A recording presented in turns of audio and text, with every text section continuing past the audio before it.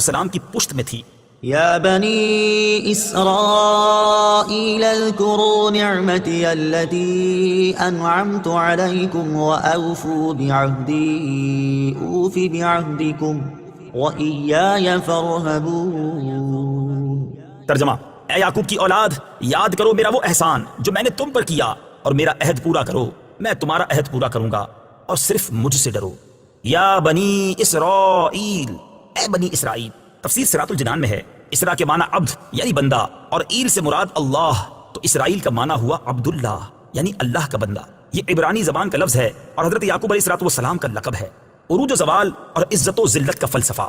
یہاں آیت نمبر 40 سے لے کر آیت نمبر 150 تک کی اکثر آیات میں بنی اسرائیل کے عروج و زوال، عزت و ذلت، اقبال و ادبار، جزا و سزا اور قومی و اجتماعی اچھے برے کردار کا تذکرہ ہے۔ پھر اسی بیان کو قرآن پاک میں بار بار دہرایا گیا ہے۔ اس بار بار کے تکرار میں ایک بڑی حکمت قوموں کے عروج و زوال اور عزت و ذلت کا فلسفہ سمجھانا اور مسلمانوں کو اس سے عبرت دلانا ہے کہ جس طرح بنی اسرائیل پیغمبروں کی اولاد ہونے، جلیل القدر انبیاء علیہ السلام کی امت ہونے اور تورات جیسی کتاب رکھنے کے باوجود اپنے اعتقاد و عمل کے بگاڑ پر ذلیل و رسوا اور مغلوب و مقہور ہوئی، جبکہ توبہ اور رجوع اور نبی و کتاب کی تعلیمات پر عمل کرنے کی صورت میں معزز و غالب ہوئی، اسی طرح امت مسلمہ بھی اپنے عروج و زوال کے اسباب کو اسی آئینے میں دیکھ سکتی ہے۔ آج سب پوچھتے ہیں کہ مسلمان مغلوبیت، ذلت اور پستی کا شکار کیوں ہے؟ قرآن میں بیان کردہ بنی اسرائیل کا قومی اور اجتماعی کردار موجودہ دور کے مسلمانوں کا قومی اور اجتماعی کردار سامنے رکھ کر موازنہ کر لیں، خود ہی سمجھ آ جائے گا کہ اگر بنی اسرائیل کو کانٹے بونے پر کانٹے ملتے تھے تو ہمیں کانٹے بونے کے بدلے آم کیوں ملیں گے؟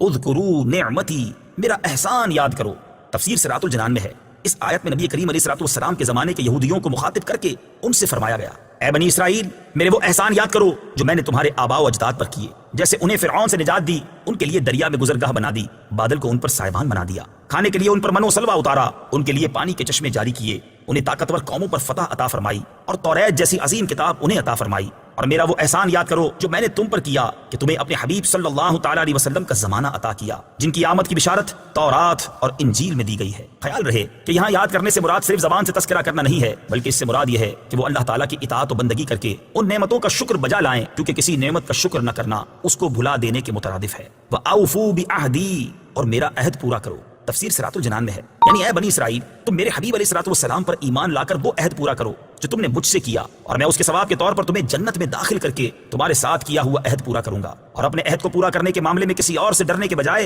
صرف مجھ سے ڈرو۔ اس آیت میں جس عہد کا ذکر ہے اس کے بارے میں ایک قول یہ ہے کہ اس سے مراد وہ عہد ہے جو سورہ مائدہ میں یوں مذکور ہے، وَلَقَدْ أَخَذَ اللَّهُ مِيثَاقَ بَنِي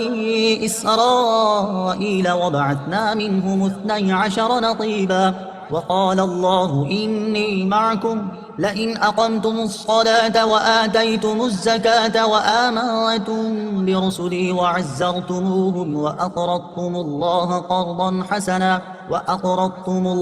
قَرْضًا حَسَنًا لَأُكَفِّرَنَّ عَنكُمْ سَيِّئَاتِكُمْ وَلَأُدْخِلَنَّكُمْ جَنَّاتٍ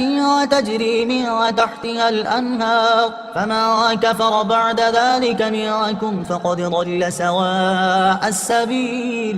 ترجمہ: بے شک اللہ نے بنی اسرائیل سے عہد لیا اور ہم نے ان میں 12 سردار قائم کیے، اور اللہ نے فرمایا، بے شک میں تمہارے ساتھ ہوں، اگر تم نماز قائم رکھو اور زکوٰۃ دیتے رہو اور میرے رسولوں پر ایمان لاؤ اور ان کی تعظیم کرو اور اللہ کو قرض حسن دو، تو بے شک میں تم سے تمہارے گناہ مٹا دوں گا، اور ضرور تمہیں ان باغوں میں داخل کروں گا جن کے نیچے نہریں جاری ہیں۔ تو اس عہد کے بعد تم میں سے جس نے کفر کیا تو وہ ضرور سیدھی راہ سے بھٹک گیا۔ دوسرا قول یہ ہے کہ اس سے وہ عہد مراد ہے جو اللہ تعالیٰ نے حضرت موسیٰ علیہ السلام کے ذریعے بنی اسرائیل سے لیا کہ میں آخری زمانے میں حضرت اسماعیل علیہ السلام کی اولاد میں ایک نبی کو بھیجنے والا ہوں، تو جس نے ان کی پیروی کی اور اس نور کی تصدیق کی جسے وہ لے کر آئے تو میں اس کے گناہ بخش دوں گا اور اسے جنت میں داخل کروں گا اور اسے دگنا ثواب عطا کروں گا۔ وَآمِنُوا بِمَا